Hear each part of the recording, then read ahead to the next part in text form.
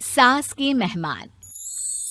सिमर की सास की सारी जिंदगी किराए के मकान में ही बीती, लेकिन जब बेटा कमाने लायक हुआ तो उसने अपना बड़ा मकान बनाया।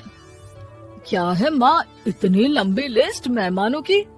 गृह प्रवेश है सिर्फ, शादी में तो तुमने इन लोगों को बुलाया ही था ना। अरे बेटा, तुम्हारे पिता और मैंने तो सारा आजीवन घर नहीं बनाया, ये सोचकर कि पैसा घर में लगा देंगे तो तुझे कहाँ से पढ़ाएंगे। अब बेटा, घर जैसी खुशी में मैं उन लोगों को कैसे भूल जाऊं जिन लोगों के साथ मैंने पूरा जीवन काटा। तभी वहाँ बहू आ जाती है। क्या माँ जी, कैसी बात कर रही हैं? बुआ जी, चाची जी, उनकी बेटियाँ, ससुराल वाले सभी तो आ रहे हैं। मैंने उनकी लिस्ट सुमन से पूछकर तैयार कर ली है। हाँ बेटा, ये लोग तो रिश्तेदार हैं, इन लोगों को तो बुलाना ही है, लेकिन जिन लोगों के साथ मैं किराए के मकानों में रही, वो मकान मालिक, वो पड़ोसी, उन्हें कैसे भूल सकती हूँ। माँ, लेकिन वो नीलम आंटी को तो मत बुलाना, बड़ा ही लो स्टैंडर्ड साउंड करती है वो। हाँ माँ, और वो किरण को भी। उनका पति और बेटा खाते कितना है। और नहीं तो क्या, शादी में भी 2000 रुपए वाली प्लेट में दनादन खा रहे थे। माँ कुछ नहीं बोलती, कमरे में चली जाती है। तुम्हारी माँ की तो चोचले ही अलग है, न जाने लोगों को क्या बताना चाहती हैं।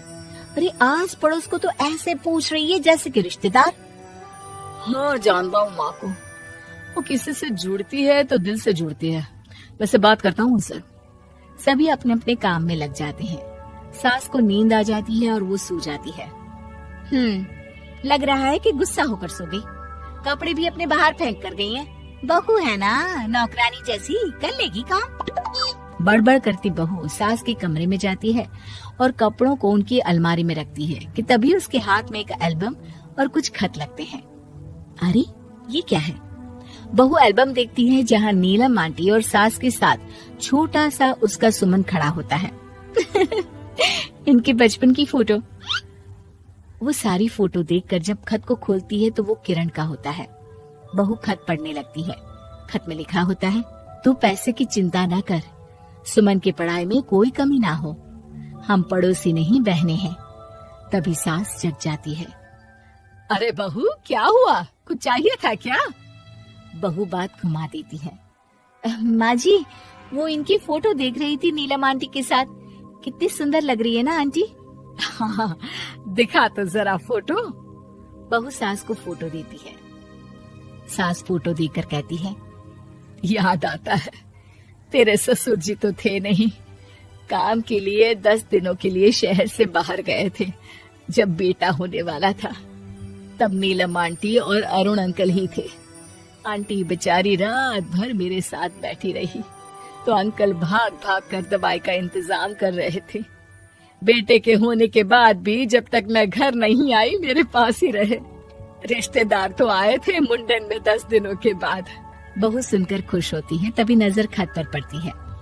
माँ, ये किरण आंटी को आपने पैसे वापस कर दिए? हाँ, वो भी समझ कैसे कैसे किए मैं ही जानती हूँ। सुमन की पढ़ाई के लिए पैसों की जरूरत थी। रिश्तेदारों ने तो साफ बोल दिया था कि किसी होटल में काम पर लगा दो। कई लोग बर्तन धोने के साथ पढ़ाई करते हैं, लेकिन किरण आंटी, उन्होंने अपने बुढ़ापे के लिए बचाए हुए पैसों को सुमन की पढ़ाई के लिए दे दिए। यानी कि आज ये जो कुछ भी है वो किरण आंटी के कारण ही ना? हाँ बहू, ऐसे ऐसे पड़ोसी हुआ करते थे जो किसी रिश्ते के नाम से नहीं बल्कि अपनेपन से भरे थे। फिर सास का बोलने का रुख तीखा हो जाता है। और फिर भी देख, सुमन इन लोगों को भी नहीं बुलाने दे रहा है। माँ, मैं बात करती हूँ, ये लोग सिर्फ आएंगे ही नहीं, हम लोगों के साथ रुकेंगे भी घर में, रिश्तेदारों की तरह। सास बहू बेटे से पूछकर एक एक घर जाकर पड़ोसियों को एक दिन रहने का न्योता दिलाते हैं। और फिर वो दिन भी आ जाता है जब घर में गृह प्रवेश होता है। अरे हम लोगों का कमरा कहाँ है? बड़ा कमरा देना हम लोगों को, खुला खुला।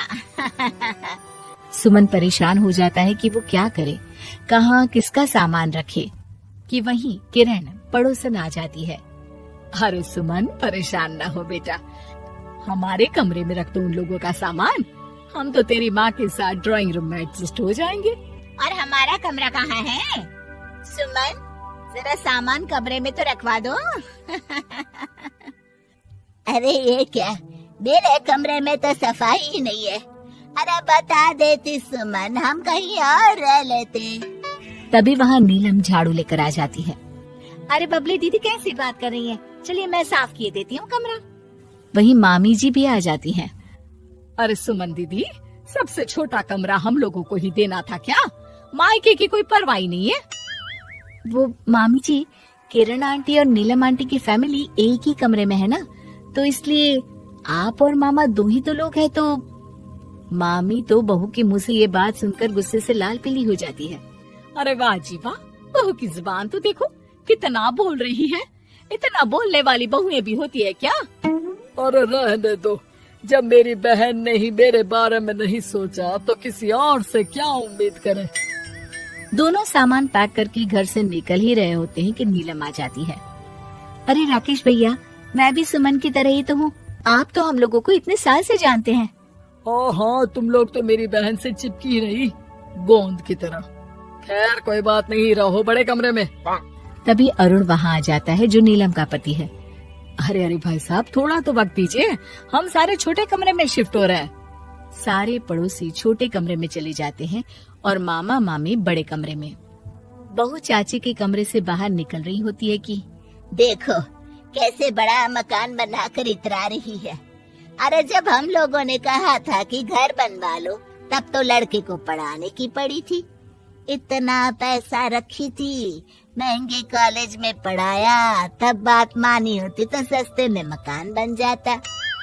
बहू आगे जाती है जहाँ दोनों पड़ोसन भी आपस में बात कर रही थी। मानना पड़ेगा सुमन को, बहुत ही समझदारी के साथ चली। बच्चों की जिम्मेदारी को सबसे ऊपर रखा, रिश्तेदारों के साथ भी पूरा निभाया। नहीं तो आजकल के रिश्तेदार।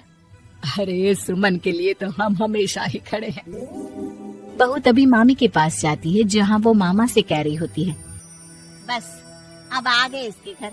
अब तो ये रो रो कर भी बुलाएगी तो मैं ना आऊं। कैसे कमरे में रखा हम लोगों को। सुमन भी ना किसी काम की नहीं है। बहू सभी को देख समझ रही थी। रिश्तेदारों के नखरों के बीच पड़ोसियों का प्यार। वो देखकर समझ जाती है कि सास के असली मेहमान कौन है।